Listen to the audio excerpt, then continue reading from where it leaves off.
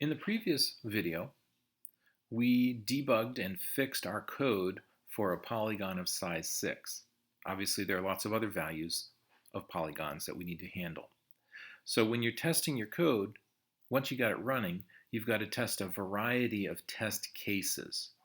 Some of those test cases will be for valid values, polygons of size 3, 4, 5, 6, 7, 8, 9, 10, common values. You'll want to also test for error or invalid input.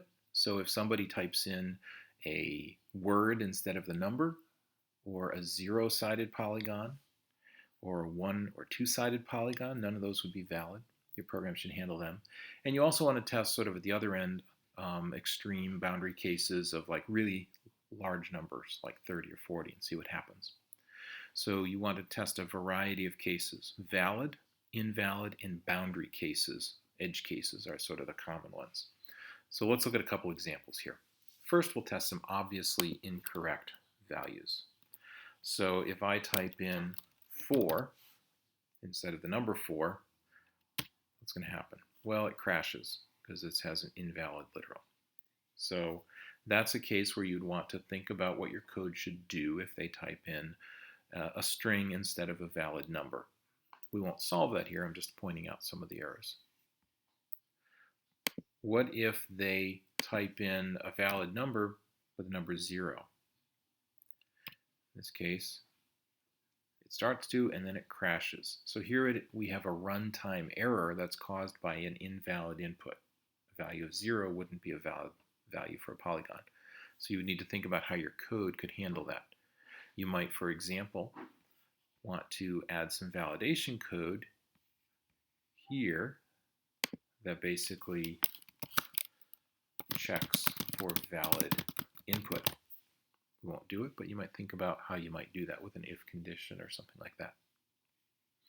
And let's see what happens if you run a two-sided polygon. Again, not valid. So this time, it doesn't generate a runtime error, it runs to completion, but there's an example of a logical error. That's not really, there's no such thing as a two-sided polygon. So your program would have to handle that. Let's think about some edge cases, some boundary cases though. So the smallest possible number that would be a valid polygon is 3. So we want to test that boundary case, that edge case, and verify that the code works or doesn't work. And there we see it works properly for that edge case, that 3. So we know that there's some issues with 0, 1, 2, or if the user types in a string. We'd have to deal with those.